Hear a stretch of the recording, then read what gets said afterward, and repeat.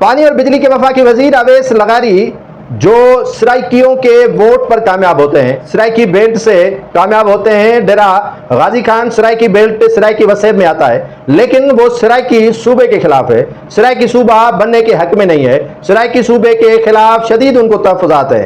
अवैस लगारी जो इन दिनों वफाकी वजीर पानी और बिजली हैं, वो शदीद मुखालिफ हैं कि सराइकी सूबा बने, क्योंकि उनकी नज़र में सराइकी सूबा बनना लिसानियत को हवा देनी है। लिसानी बुनियाद पर सूबों के हक में अवैस लगारी इसीलिए नहीं है क्योंकि उनको सराइकियों के वोट ही कामयाब करते हैं और आगे चलकर वो पंजाबियों के तलवे चाटते हैं। अवैस लगारी जो फारूक लगारी के बड़े बेटे हैं, वो उन्हीं के नक्शे कदम पर जाहिर सी बात है चल रहे हैं। और सराइकियों के वोट लेने के बाद जब सूबा सराइकी बनाने की बात आती है तो कहते हैं कि मैं इस हक में नहीं हूं, दूसरे सूबे बनने चाहिए लेकिन सराइकी सूबा किसी सूरत में नहीं बनना चाहिए।